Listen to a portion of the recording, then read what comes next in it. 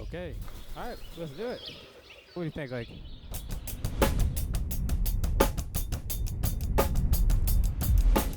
Welcome to Groove and Talk, Episode 2 with Robert Boone. What's going on? Welcome, man. Thanks for having me. Absolutely. This is one of my favorite grooves, by the way. Me too, man. So why'd you pick this groove? I picked this groove.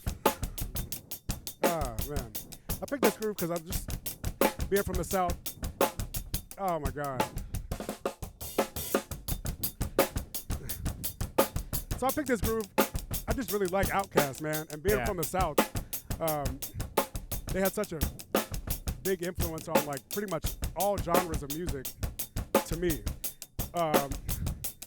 And also like growing up, I would always play this like in middle school. Like on the school desk and everything. I'm sure I annoyed my teachers, but it's such a great groove.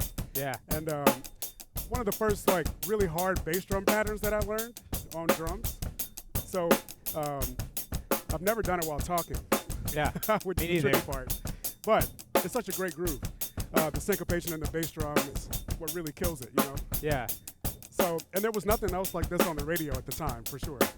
Even still right now, Right. to me. So that's kind of why I picked this groove. It's just so groovy. Probably one of the most recognizable Outkast grooves there is. Absolutely. You play this in Atlanta, people are going to recognize it. Exactly. You know, even if you just walk around Atlanta, you hear people listen to it all the time. Or any Falcons games, Hawks, any of that stuff, you know? And you're from Augusta? Augusta, Georgia, yep. What brought you to Atlanta? I moved up here for school. I went to Kennesaw State back a long time ago. But I went to Kennesaw and then I just kind of stuck around in the area. So it was a lot of fun. Cool being around like so many great musicians around the area. And all genres of music too, not just jazz, but I mainly play jazz, but I do like everything, you know what I mean? So Atlanta's like a real great hub because you can do pretty much any type of music you want, you know? There's pockets for everything. So that's kind of why I stuck here. Yeah. Yeah. Now, my second question I have for you is, I read that you grew up playing in church, and that was a big part of your start. Absolutely. How did playing in a church influence your playing? Man, honestly, like, my dad was the minister of music, and my brother played bass, Brandon Boone, also with Tedeschi Trucks. Killer bassist. Yeah, he's all right. But but the main thing church taught me was groove, man, because the second I'm playing on drums, and like if the groove wasn't ready or wasn't right, you know, you get that tap on the shoulder, and here comes somebody else behind you to come play. And so I always took that to heart. Groove has got to be number one, you know, even whether you're playing swing or funk or rock, jazz, anything, you know. So that's the one thing I learned from church that was like, that stuck with me pretty much throughout any type of professional setting that I'm in right now. Got you. Groove has got to be number one. Absolutely. They say groove pays the bills. You know what I mean? Bills get the thrills. Right. One of my mentors used to say, play the pocket and money will go in your pocket, you know? I haven't heard that. I think it's true, though. All right. And right here.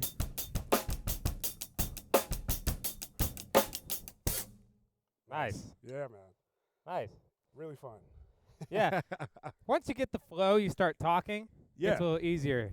But, man, when you start trying to process, like, your answer or your question, it'll be a little challenging. Right. Trying to remember names and all that kind of stuff. And, yeah, it's great, though. This is a good exercise. And, like, do you actually really know the groove well enough to talk over it? This is actually really fun. Yeah, for sure. What would you like to play next? Let's do Butter. Let's do Butter? next. Yeah. Okay, let's grab the tambourines. Let's do it. Thanks, man. Yeah. All right, let's do it. You want to count it off? Sure. 1, 2, 3.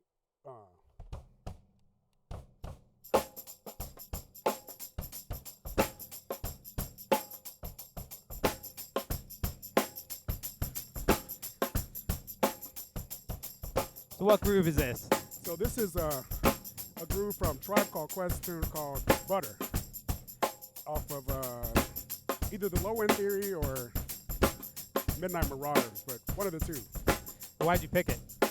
Man, I just really love Tribe Called Quest. Yeah. And also, this was like kind of my gateway into a lot of other types of grooves. A lot of the Tribe Called Quest stuff had a heavy amount of jazz samples, right? So it's my introduction into like Ahmad Jamal, Herbie Hancock, Donald Byrd, all these people that were having their music sampled by, Jay Dilla, Tribe Called Quest, Q-Tip, Fife, all these guys, and really not just Tribe, but everyone in that era, right? This part of hip hop was really relying upon a lot of samples. So for me, it was cool because I was drawn to this music just because I like hip hop. Yeah. But trying to figure out what is going on in the background with this saxophone part that keeps going over. Like even in this song, it's got a sax part. It kind of goes ba da da da do do do dee do do dee da da da. Can't sing the whole thing, but it's like over that over and over, right? And so it's just really cool to me that we got to get this collection of different grooves, just from sampling like another genre, putting a backbeat on it, and then we have a whole nother type of concept. And then this specific groove was one of the first ones that I actually learned like how to play tambourine and drum set at the same time. So for me, it was kind of opened up some more possibilities independence-wise too. Yeah. Yeah. Yeah, it's crazy how many hip-hop songs come from jazz. You'd be surprised, But it's all like, I think Q-Tip even has some lyrics about how jazz and rap are really not that different, especially when you think about like a horn player improvising. Like, is that all that much different than someone taking a freestyle over a song? I mean, of course, like when you're rapping, you're not thinking about chord changes necessarily, but the spirit of it is still the same, Yeah. And that's kind of why I'm naturally drawn to this era of hip hop, for the samples for one, but also just like the storytelling and the rap, like the positivity, the messages that would come along with it. So I'm just kind of naturally drawn to this 90s era of hip hop, and then the grooves were just so sick, I would just put this on and just like when I was learning to play drums, it was either this stuff or a lot of gospel that I was growing up listening to and playing along to. So for me, it's just really cool to look back and like, now that I understand what's going on with both things, I'm like, oh, okay, I know this sample is from this, or this style of drumming can be attributed to this type of a feel, Yeah. So it's just really interesting to me now to go back. Now that I've got some more technique under my hands, I can play it and feel more comfortable with it. When I was a kid, there's a lot of grooves that I thought I knew how to play. Oh man. And I think if I were to go back and play them, I'd be like, oh wow, I'm missing a lot of stuff. Right. Yeah, as we get older and keep playing, you just get more experience and you hear more of the nuance. Because, a lot of folks can probably play, like a lot of folks can play the 2 and 4 on some songs, but there's a whole lot of stuff going on outside of that. All the grace notes, talking about accents, all the things that make a groove like really iconic and stand out, and make it different from everything else. Yeah. Yeah, so I think the more you do stuff, the more you hear the nuance in things, and it actually makes it a lot more fun for you.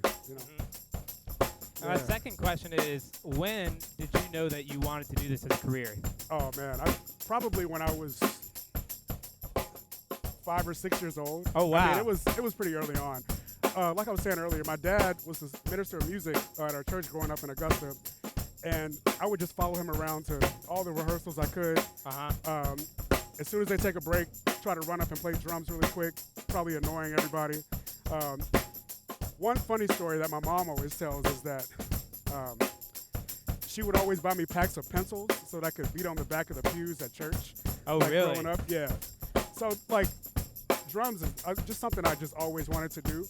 And I actually stopped playing for, like, maybe 10 years. But those 10 years, I was, like, ages 6 to 16 or something like that. Oh, You know, okay. like it was super early on. And Yeah. my aunt bought a drum set randomly. I didn't even know she played. And I just went in her house one day and she had a drum set. And I sat down and started playing, and I've been playing ever since that afternoon. So I always, you know, give credit to her for starting me back on drums. You know what I mean? Yeah. For sure. And not often you have a career idea when you're 5 years old and you're like, that's what you ended up doing. Yeah, it was, well, you know, at 5, it was either that or become a professional wrestler. So Oh. the wrestling thing never worked out. Did you wrestle in high school or anything? No, that never made it out of like a dream. I never wrestled at all. I was more of a basketball player growing up. It's not too late. My knees say otherwise, for sure.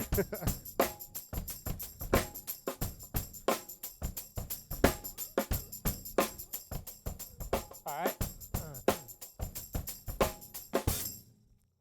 Awesome. Nice. Yeah, man. Yeah, that's a really cool story. Yeah, it's a true story too. We only had one guy tell all lies. No, I'm just kidding. That would have been Kevin because he's the first episode. Kevin Right. told no lies. I'm Shout just out kidding. to Kevin. Shout out to Kevin. Shout out to Kevin Leon for being the first guest, an incredible guest, and a new good friend of mine. So yeah, Yeah. go check out his band, St. Paul and the Broken Bones. Also, go check out his band, Hey. the Count Basie Orchestra. Do you have any Indeed. other bands that you'd want to shout out? I have 2 groups here in town, the PBR Trio, which is myself, Patrick Arthur, and my brother, Brandon Boone. Our album's coming out in a couple months. And then Boom Trio as well. That album is also coming out in a couple months. Nice. That's with Kelly McCarty, Khaleesi, Terrell, and Lava High on vocals. Okay, Yeah, cool. So those are my kind of side projects right now. We just broke the rules. We're not supposed to talk without playing. Uh-oh. We're breaking the rules right now. Minus points for us. No, I'm just kidding. Okay, what do you want to play next? Let's do the James Brown. Okay, Get sounds up. good. Yeah. Why don't you count it off? 1, 2, 1, 2, 3, 4.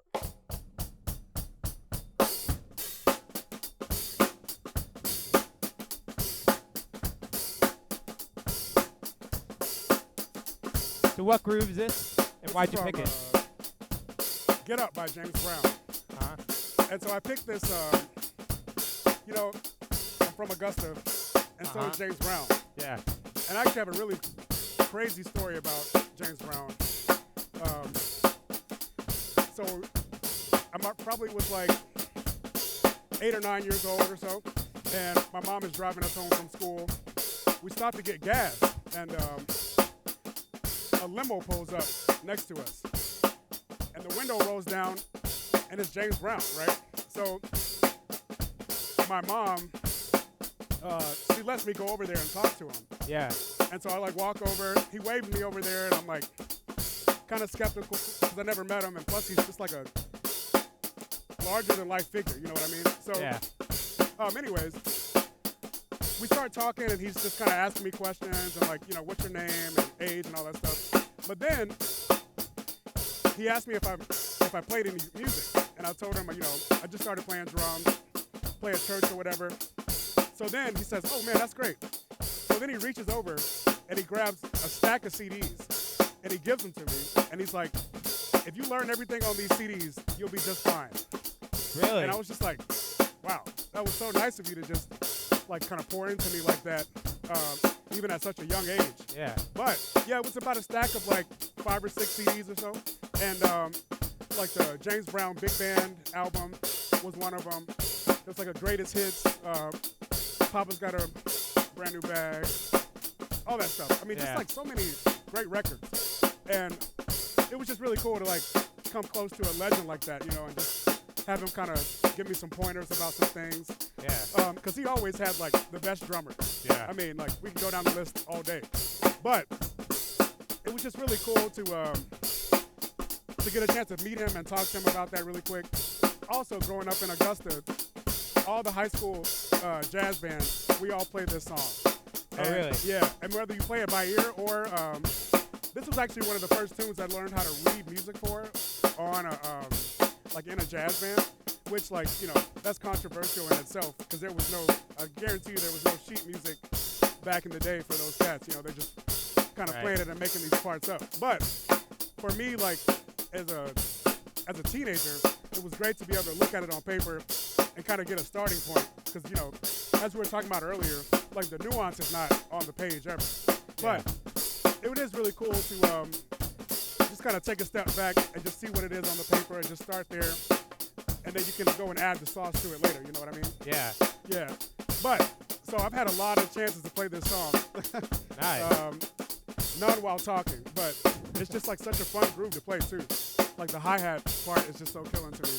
Yeah. It's basic, but basic doesn't always mean bad. Yeah. So, you're an educator at Georgia State? Yep, Georgia State University. Jazz percussion teacher? Yep, yes sir.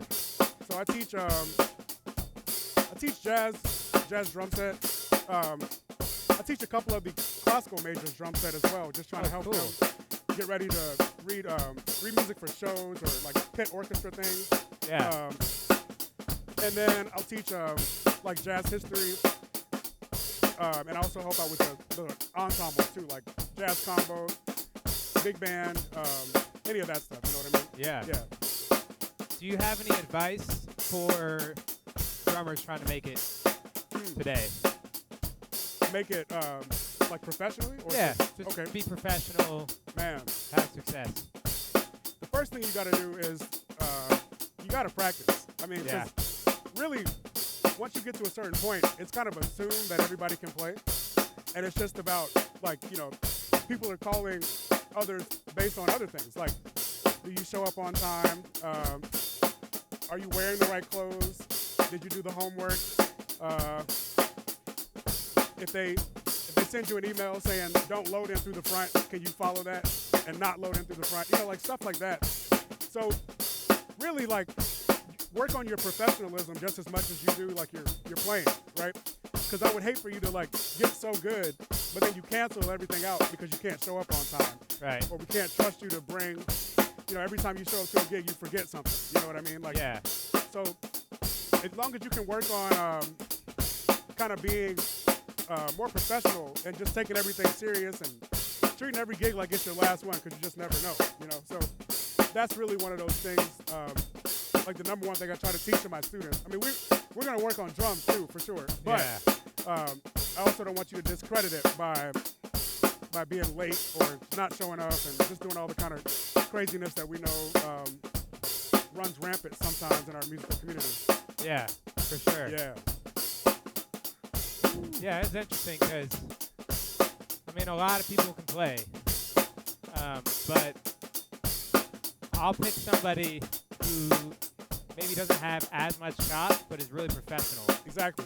Because at the end of the day, I mean, you're playing with people's money, like they're paying you to be there or they're expecting you to be there, and you got to provide a service. So, like how different would the entire world be if everybody just did what they were supposed to do, when they were supposed to do it on time, that would fix a lot of things. But so on a really small scale, I try to think about that in terms of drums too.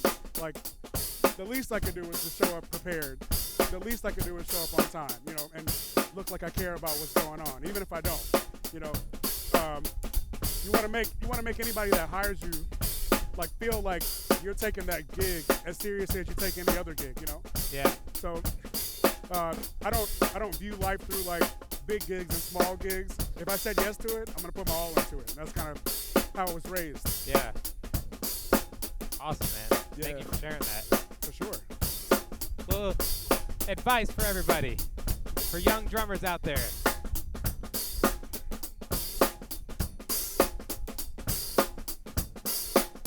All right. 3, 4, 1. Nice. That was grooving, man. Stuck the landing. Yeah. Yeah. That's such a great tune. Great groove, man. Goodness. It's got to be one of the most famous ones. I agree. That, Funky Drummer, Payback. Payback for sure. Payback is like, it's just great. It's hard to do that one without a bass player, because you want to sit on the backside of the beat on that one a little bit more. But it's such a great tune though. Yeah. Big Payback. Yeah.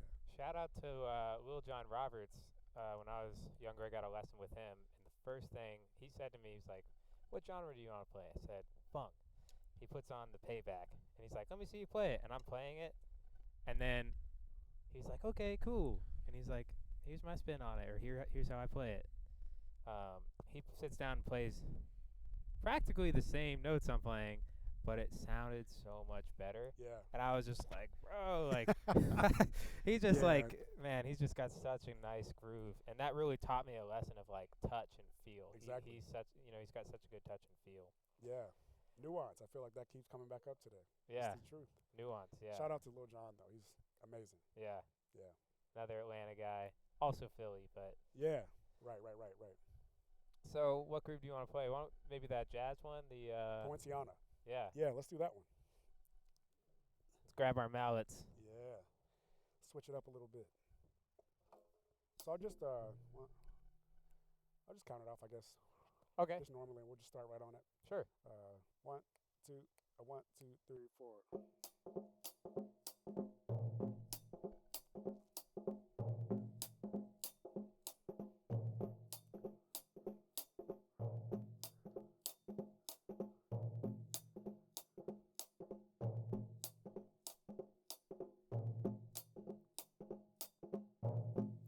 I just want to sit and play this for a sec. Man, it's hard not to. It's addicting.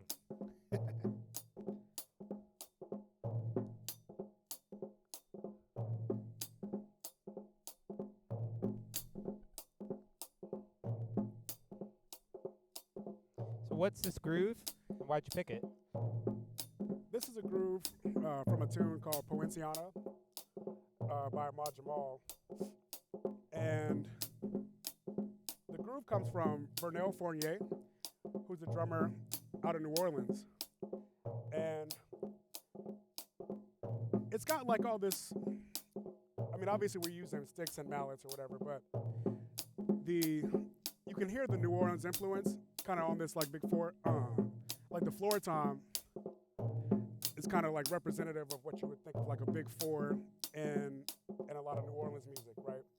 So I was watching this interview with Vernell Fournier one time, and he talked about how this groove comes out of like a New Orleans street beat, but he kind of, like when he started this groove, it didn't start here. It was kind of much more simple, some different variations. But it was really interesting to me to see, like, this groove is very iconic. Like if you go to a jazz jam session or really anywhere, they might say, hey, can you play this but with the Poinciana groove? And the first time somebody did that to me, I was just like, what kind of groove is this? I mean, can you play it really quick? Yeah. And then that's when I knew I had to go do some homework. But, so it's one of those things, it's kind of like if someone was like, let's play this as a shuffle tonight. You know, it's just another style of jazz drumming that people that use on a bunch of different tunes and things like that. So I thought it was really important to talk about it today. And also, the Ahmad Jamal trio is just my favorite jazz trio of all time. And Ahmad Jamal, I learned a lot from just practicing along to their music. A lot of my brush concept comes from playing along to their records and things like that. But this groove in particular is just so swinging. It's just like the most grooving thing ever, you know? Yeah. And there's another section of it where it kind of goes to the ride cymbal and kind of dances a little bit more. But at the core of it, you know, during the melody, it's pretty much just this groove over and over. It's also one of the most like discussed grooves in the jazz community too, because people argue about whether or not the hi-hat was played with the stick or with the back of a brush, like the metal end, or like, is it two mallets and just one of them slipped over? I mean, there's so much discussion about this groove all the time on like, I don't know, like Reddit and whatever else. But I think, you know, as long as you get the sound, you know, it doesn't really matter. Clearly, I need to do some homework because I had no idea about this groove until you sent it. Really? And it's interesting you talk about the brush thing because when I was trying to learn this groove, I'm watching all these guys play it, and everyone's playing it with different. They'll play with like the butt of the stick. Yep. I might have seen the brush, tip of the stick. Yeah. I think a lot of it is like I was saying earlier. Sometimes you get thrown this gig. I mean this this groove.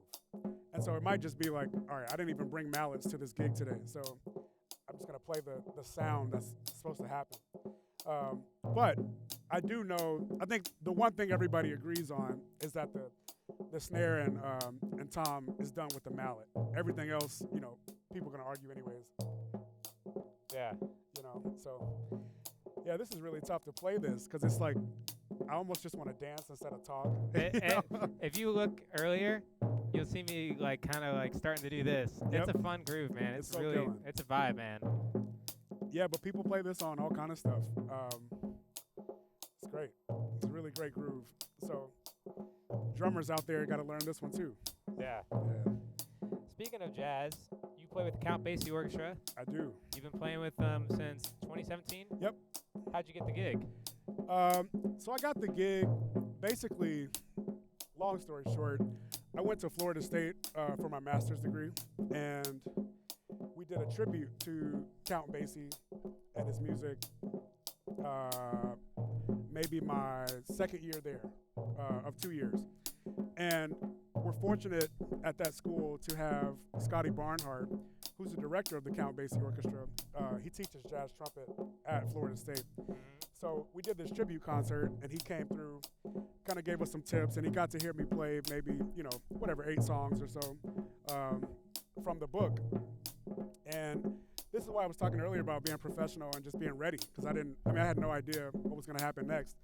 But we do this concert, and I graduate, I leave. 6 months later, he calls, and he's like, hey, do you have these dates open? I'm like, yeah, I just got out of school. I'm not doing much at all. Yeah. And so it was basically, it was an invite to come out and audition. But the audition was 2 weeks in Japan. 1 week in New York, then 2 weeks in Japan. What a hell of an audition. Yeah. I'm like, what were y'all gonna do if this didn't work out, Yeah. Because I'm, plane tickets already bought. Yeah. My hotel's paid for 2 weeks in Tokyo. Crazy how that is, man. Yeah, but it worked out. And yeah, I've been with them ever since. And been fortunate enough to do some really cool things, travel all over the world. We did win a Grammy in 2023. God. Wow. Yeah, so that was cool. It's just the group has afforded me a lot of opportunities. So Yeah. I'm really blessed to be a part of them. Yeah. Now, he's had some great drummers. Two of the ones I know, probably the most notable ones, are Sonny Payne and Joe Jones. Yeah. How have those guys, just learning his music, how have those guys shaped your playing? Well, when growing up, Atomic Basie was the first record that I really checked out by Yeah. Count Basie. And so, sorry. This is so tough. But yeah, I think that just learning all the classic recordings, for one, is the first step, because I was just trying to copy exactly what they were doing. And then another cool bit about the band is that the sheet music is like a lot of the original sheet music. So you get it, like you get a drum chart, and you're like, I don't know whose handwriting this is, but it could be Sonny Payne, it could be Harold Jones, it could be Gus Johnson, it could be Joe Jones. It could be any of these guys, and so it's really cool to kind of have that piece of history kind of walking around with you all the time. But as our director always says, when you join a group like that, you have to either meet or exceed what happened in the chair before you. So that involves me doing a lot of homework and just like knowing exactly what people were up to, knowing what they were playing, what style of fills they were doing, what type of setups,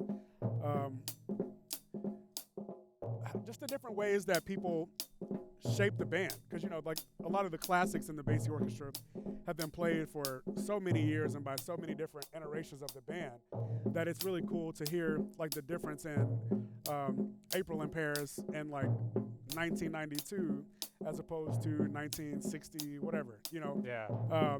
and just to hear kind of how far the tunes have come, little nuanced things like okay, this time we'll take 3 repeats here, or we'll add this little thing at the end, or whatever. But like for me, I kind of have to know all like the whole history of the chair, of the drums, right?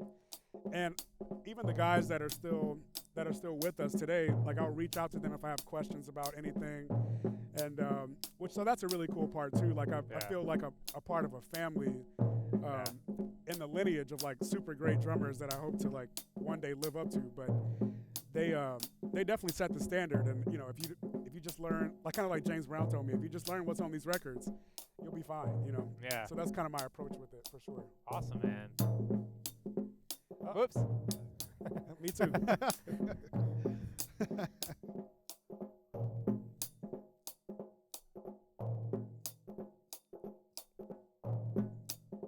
I can't help but smile playing this. I know. All right, 1, 2. Nice, man. Such a great groove, man. It is. Love it. All right, cool. Now you said take it. Your trio with your brother is the PBR trio. Mm-hmm. It's easy to remember. Very much so. Okay, cool.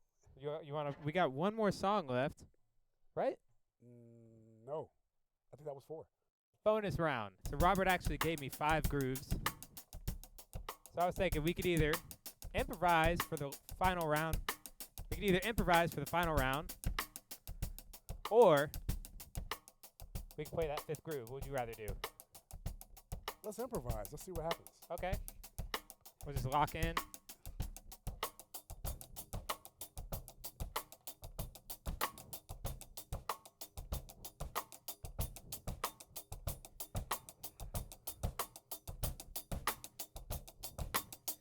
Now, you and your brother have a trio together. Yep. Your brother, as you said, plays with the Tedeschi Trucks. Yep. He's been with them, maybe 6 years or so. Yeah. How special is that to be able to play in a band with your brother? It's great. We honestly like haven't played together as much as people might think, because he really picked up bass kind of when I went to college for undergrad, and like when I would come back home, I would play with him and my dad at church and things like that. But like he picked it up so late that we didn't really.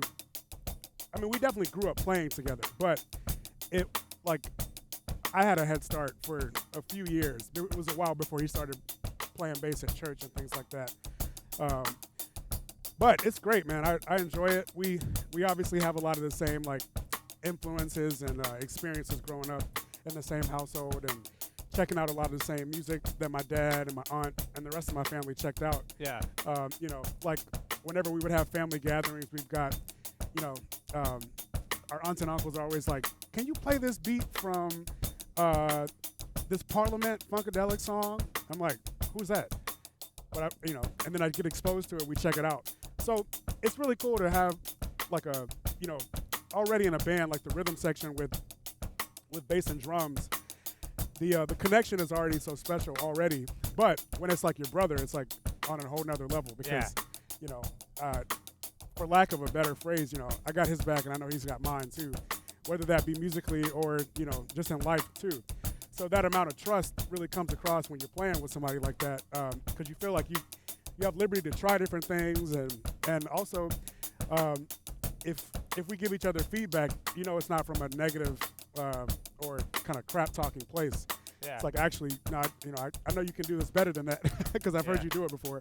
So it's really special to have that kind of connection for sure. And then with Patrick as well. I mean, Patrick went to the same high school as us. He's the same age as my brother. He basically is like another brother for us. So it's just a really special thing. We all got a lot of the same musical influences, and also a lot of us, we all kind of started the jazz thing, or getting into jazz kind of around the same time. So yeah, it's really cool to just to play with people that have like minds and like influences and things like that. And also, it comes across in our upcoming original music too. You can hear all the influences from the church or from like funk or any other stuff that we grew up listening to, hip hop, any of that stuff. So it's just nice to be able to bring all that stuff to the table that with people who won't shoot your ideas down. Yeah. Yeah. Got you. That's really cool, man. Yeah. It's something I don't take lightly. I wish we got to play together more, but I mean, between the three of us, we're all like somebody's always out of town. Yeah. So when we do get a chance to link back up, it's a lot of fun. Like we played We actually played in Augusta last month. It's Uh-huh. kind of like a homecoming show, which is really cool. Had a lot of friends and family and people we went to high school with and things like that come out and support. So it was really awesome to take that group back home and play a show for the hometown. Now, are you a PBR drinker? Yes. I used to be. I don't know. I mean, like definitely more in college, but Yeah. now I don't really drink a lot of beer. Okay. I'm like, this is obviously it's a play on words For with sure. you guys' names. But I was like, do you guys also like PBRs or something too? That'd be funny if y'all were like, well, we hate PBRs. Oh my God, I know. Yeah, there was we did a show for some club, and they put our faces on a PBR can as like an advertisement. Yeah. It was kind of cool, but I'm pretty sure we're gonna get sued for this if we keep using this image. Yeah, but it's a funny play on words, and people that get it think it's hilarious. So Well, I can't wait to see you guys and hear what you guys have coming out. yeah, it's gonna be a lot of fun. All original music, and we've got some guest artists from folks who live here in Atlanta, and also maybe a couple folks like from New York as well. We're still just trying to figure everything out on the back end, but most of it's done. It's been a lot of years in the making, but the finish line is near, so I'm ready for it to come out and let everybody hear it. Any date yet, or just Not kinda, necessarily before the end of the year, though. Okay. I'm hoping. Well, be on the lookout. Be on the lookout for that. The PBR Trio Absolutely. album coming out, right? Yes, sir. Yeah. Thank you. Well, man, thank you so much for coming on. Dude, thanks for having me. This has been like super challenging, but it's super fun at the same time. Yeah, thanks again for having me. This is great. It's an honor to play with you. Like just watching you play and hearing your touch. You know, I've been watching your videos for a while now, and I'm always amazed. I show your videos to people all the time. Like I was on the road of Delvon Lamar, and I was like, you gotta watch this guy. I appreciate that, man. We got some more work ahead of us for sure. This is great. Finally linking up with you too. Yeah, absolutely. You sound great, man. So always a pleasure. Well, y'all, that's the end of Groove and Talk, Episode 2 with Robert Boone. Thanks again.